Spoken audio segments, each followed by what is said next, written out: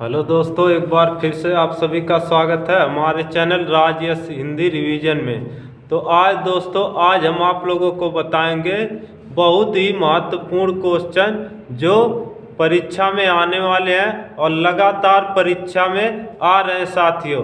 तो हिंदी के 25 महत्वपूर्ण प्रश्न आपके सामने शुरू करते हैं बिना समय गंवाए। तो पहला क्वेश्चन क्या कह रहा है? पहला क्वेश्चन हमारा है, हिंदी को राजभाषा का दर्जा कब मिला? हिंदी को राजभाषा का दर्जा कब मिला? तो इसमें ऑप्शन कौन सा सही हो जाएगा? ए 15 अगस्त 1947, बी 26 जनवरी 1949, सी 14 सितंबर 1949, डी 25 जनवरी 1950। तो इसमें हमारा ऑप्शन कौन सा सही है? 14 सितंबर 1949। हर वर्ष दोस्तों 14 सितंबर को हिंदी दिवस के रूप में मनाया जाता है। यह मान्यता 14 सितंबर 1949 को मिला था। तो अगला क्वेश्चन, दूसरा क्वेश्चन क्या हो जाएगा? दूसरे क्वेश्चन में पूछ रहा है, इनमें से सूरदास के गुरु कौन थे? सूरदास के गुरु कौन थे? ए वल्लभाचार्य, बी मध्वाचार्य, सी शंकराचार्य, डी व्यासाचार्य। तो इसका ऑप्शन कौन सा सही हो जाएगा? तो दूसरे का ऑप्शन ए सही हो जाएगा, वल्लभाचार्य। तो सूरदास के गुरु वल्लभाचार्य थे। तीसरा प्रश्न, तीसरे प्रश्न में हिंदी का पहला पत्र कौन सा है? हिंदी का पहला पत्र कौन सा है? ए बनारस अखबार, बी हरिश्चंद्र मैगजीन, सी इतिहास तिमिरनाशक, डी उदंत मार्तंड। तो इसका कौन सा ऑप्शन सही है? तो ये डी हमारा उदंत मार्तंड ऑप्शन सही है। हिंदी का पहला पत्र उदंत मार्तंड है। अगला क्वेश्चन, चौथा क्वेश्चन, इनमें कौन सा तत्सम शब्द है? इसमें कौन सा तत्सम शब्द है? ए पद, बी भैंस, सी 12, डी सच। तो चौथे का ऑप्शन हमारा हो जाएगा ए दिन हमारा तद्भव है। नहीं, तो चौथा क्वेश्चन हमारा हो जाएगा ए पद। पद हमारा तत्सम शब्द है। अब देखते हैं पांचवा क्वेश्चन, इनमें से एक शब्द तद्भव है। इनमें से एक शब्द तद्भव है। ए दिन, बी अंधकार, सी स्कंद, डी कपास। इसमें कौन सा तद्भव है? तो इसमें से हमारा पांचवे का डी हो जाएगा, कपास। पांचवे का डी कपास हो जाएगा। इसमें तत्सम पूछा था, चौथे में तत्सम और तीसरे में तद्भव पूछा था। तो छठा क्वेश्चन, छठे क्वेश्चन की तरफ चलते हैं। छठवें क्वेश्चन में पूछा है, कौन सा शब्द दैत्य का पर्यायवाची नहीं है? कौन सा शब्द दैत्य का पर्यायवाची नहीं है? ए राक्षस, राक्षस भी हमारा दैत्य का पर्यायवाची है। बी दानव भी हमारा पर्यायवाची है दैत्य का। डी निशाचर भी हमारा दैत्य का पर्यायवाची है। एक भूसुर है, सी ऑप्शन। भूसुर हमारा दैत्य का पर्यायवाची नहीं है, तो सी ऑप्शन हमारा सही है। दोस्तों, प्रश्न को पेपर में बहुत जल्दी जल्दी नहीं पढ़ना है, नहीं तो आप ऐसे देखेंगे कौन सा शब्द दैत्य का पर्यायवाची, ऐसे इतना ही पढ़ लेंगे और नहीं इसको ध्यान में नहीं रखेंगे तो ऑप्शन पहला ही लगा के चले आएंगे। तो ये पेपर में क्वेश्चन को बहुत ही सावधानी से पढ़ना है। प्रश्न नंबर 7वां घूसर शब्द का पर्यायवाची है। इसमें घूसर शब्द का पर्यायवाची पूछा है। ए गर्दभ, बी अश्व और सी मेघ, डी अजा। तो 7वें का ऑप्शन कौन सा सही होगा? तो 7वें का ए गर्दभ हमारा ऑप्शन सही है। 8वां क्वेश्चन, 8वें में क्या पूछा है? गुरु के समीप रहकर अध्ययन करने वाला के लिए एक शब्द, जो गुरु के समीप रहकर अध्ययन करता है उसके लिए एक शब्द कौन सा ऑप्शन सही होगा? ए शिष्य, बी आश्रमवासी, सी अंतेवासी, डी विद्यार्थी। तो 8वें का ऑप्शन कौन सा सही होगा? तो इसमें गुरु के समीप रहकर अध्ययन करने वाले को अंतेवासी कहते हैं। अंतेवासी, सी ऑप्शन हमारा सही है। अब पूछा है 9वां क्वेश्चन, 9वें में जिसका कोई आश्रय न हो, जिसका कोई आश्रय न हो उसे क्या कहते हैं? ए निराश्रय, बी सदाश्रय, डी प्राश्रित, डी आश्रित, सी प्राश्रित, डी आश्रित। तो 9वें का ऑप्शन कौन सा सही होगा? तो 9वें का निराश्रय, निराश्रय कहते हैं। जिसका कोई आश्रय ना हो उसे निराश्रय कहते हैं। तो आइए अगला क्वेश्चन और 10वें क्वेश्चन की तरफ चलते हैं। 10वें क्वेश्चन में क्या पूछा है? 10वें क्वेश्चन में पूछा है जिसे सबसे पहले गिनना उचित है, उसे जिसे सबसे पहले गिनना उचित है। ए अगणित, बी अग्रगण्य, सी अनगिनत, डी अगणय। तो 10वें का कौन सा सही हो जाएगा? उसे क्या कहते हैं? अग्रगण्य। 10वें का बी ऑप्शन सही होगा। 11वां क्वेश्चन की तरफ चलते हैं।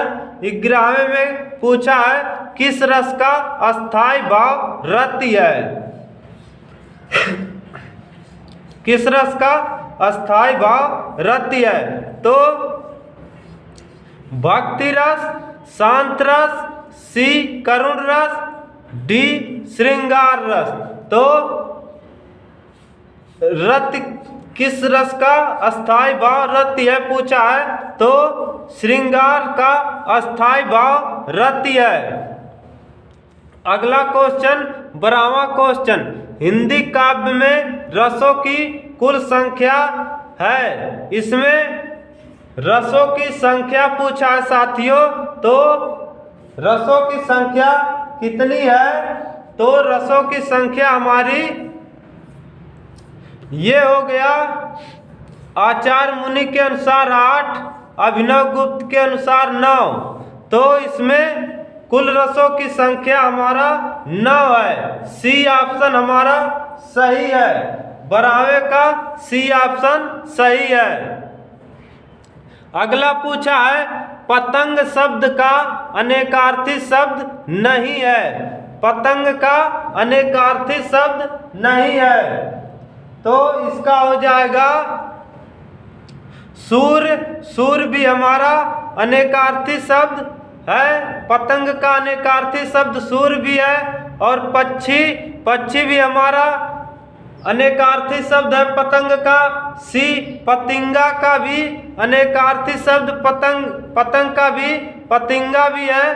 डी पात्र, पात्र हमारा पतंग का अनेकार्थी शब्द नहीं है। तो ये डी ऑप्शन हमारा सही हो जाएगा। अगला क्वेश्चन, पीपर पात सरिस मंडोला में मन क्या है? पीपर पात सरिस मंडोला में मन क्या है? ए उपमेय, बी उपमान, सी वाचक, डी धर्म। तो 14वें का आंसर कौन सा हो जाएगा? तो पीपर पात सरिस मंडोला का मन में मन क्या है? तो ए ऑप्शन हमारा सही हो जाएगा, उपमेय है। इसमें पूछा है 15वें क्वेश्चन में पूछा है सही रूप है, इसमें से कौन सा सही रूप है? साहित्यक, बी साहित्यक, सी साहित्यिक, डी साहित्यिक।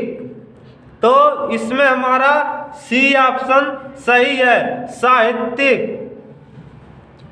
16वें का देखते हैं हथियाना। 16वां हथियाना किस प्रकार की क्रिया है? हथियाना किस प्रकार की क्रिया है? ए अकर्मक क्रिया, बी नामधात क्रिया, सी संयुक्त क्रिया, डी प्रेरणार्थक क्रिया। तो 16वें का हमारा कौन सा सही होगा? नामधात क्रिया, नामधात क्रिया है। हथियाना नामधात क्रिया है। अगला क्वेश्चन देखते हैं 17वां क्वेश्चन। क्रिया का मूल रूप है, क्रिया का मूल रूप है ए कर्म, बी व्याकरण, सी भाषा, डी धातु। तो इसका कौन सा ऑप्शन सही है? 17वें का डी ऑप्शन सही है। क्रिया का मूल रूप धातु है। क्रिया का मूल रूप क्या है? धातु है। तो 18वां क्वेश्चन देखते हैं रचना की दृष्टि से क्रिया के भेद। रचना की दृष्टि से क्रिया के कितने भेद होते हैं? तो ए 3, बी 2, सी 4, डी 5। डी 5। तो क्रिया के कितने भेद होते हैं? 18वें का आंसर हो जाएगा आपका बी। 18वें का बी हो जाएगा हमारा। 2 भेद होते हैं। रचना की दृष्टि से क्रिया के 2 भेद होते हैं। आइए अगले क्वेश्चन की तरफ। 19वां क्वेश्चन हमारा हो जाएगा। क्या पूछ रहा है 19वां क्वेश्चन? 4 गज मलमल में कौन सा विशेषण है? 4 गज मलमल में कौन सा विशेषण है? संख्यावाचक, गुणवाचक, परिमाणवाचक, डी सार्वनामिक। जिसको मापा तौला जा सके दोस्तों उसे परिमाणवाचक कहते हैं। तो 4 गज मलमल में परिमाणवाचक संख्या हो जाएगा, परिमाणवाचक। सी ऑप्शन हमारा सही है। 20वां प्रश्न। 20वें में क्या पूछा है? गीला है, सार्वनामिक विशेषण, गुणवाची विशेषण, सी संख्यावाचक विशेषण, डी इनमें से कोई नहीं। संख्या जिसको गिना जा सके और ये गुणवाचक हमारा ऑप्शन सही है। बी गुणवाचक ऑप्शन हमारा सही है। इसमें हो जाएगा जिसको गिना जा सके वह हमारा संख्यावाचक विशेषण में आता है। अब प्रश्न नंबर 21वां अव्यय है। इसमें कौन सा अव्यय है? विकारी शब्द, अविकारी शब्द, सी दोनों, डी दोनों नहीं। तो इसमें कौन सा ऑप्शन सही होगा? 21वां का बी ऑप्शन सही है। अव्यय विकारी शब्द है, अव्यय विकारी शब्द है। तो अगला क्वेश्चन 22वां क्वेश्चन निपात है। निपात क्या है? ए अव्यय, बी सर्वनाम, सी विशेषण, डी क्रिया। तो 22वें का सही हो जाएगा। निपात हमारा अव्यय कहलाता है, निपात हमारा अव्यय है। 23वें प्रश्न में क्या पूछा है? कौन सा स्त्रीलिंग है? तो इसमें कौन सा स्त्रीलिंग है? तो ए मित्र, बी उपहार, सी सूचना, डी अध्याय। तो इसमें कौन सा स्त्रीलिंग है? 23वां प्रश्न। तो हमारा स्त्रीलिंग सी ऑप्शन सूचना स्त्रीलिंग शब्द है।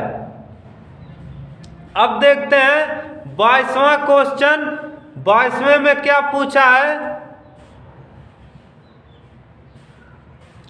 22वां क्वेश्चन हमारा 22वां हो गया। 23वां 24वां क्वेश्चन। 24वें क्वेश्चन में क्या है? राम की गाय दूध देती है। राम की गाय दूध देती है। ए सरल वाक्य, बी संयुक्त वाक्य, सी मिश्र वाक्य, डी इनमें से कोई नहीं। तो 24वें का आंसर क्या हो जाएगा? 24वें का राम की गाय दूध देती है, तो यह एक सरल वाक्य है। अब 25वां क्वेश्चन। 25वें में क्या पूछा है? भारतेंदु युग की समय सीमा है। भारतेंदु युग की समय सीमा है। ए 1900 से 2010, बी 1800 से 1806, सी 1860 से 1905, डी 1865 से 1900। तो 25वें का आंसर हो जाएगा भारतेंदु युग की समय सीमा 1865 से 1900। डी ऑप्शन हमारा सही हो जाएगा।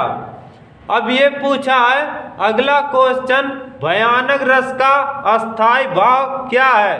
भयानक रस का अस्थाई भाव क्या है? ए रत, बी क्रोध, सी हास, डी भय। तो इसमें कौन सा होगा? दोस्तों आप लोग कमेंट करके जरूर बताइएगा। हमें आपके कमेंट का इंतजार रहेगा। आप लोग जरूर से जरूर कमेंट कीजिएगा दोस्तों। कमेंट करना मत भूलिएगा। और हमारा वीडियो कैसा लगा लाइक कीजिए, जो नए हो सब्सक्राइब कर लें, और साथियों के साथ दोस्तों के साथ शेयर करना मत भूलिएगा। आज के लिए इतना ही। धन्यवाद। जय हिंद साथियों।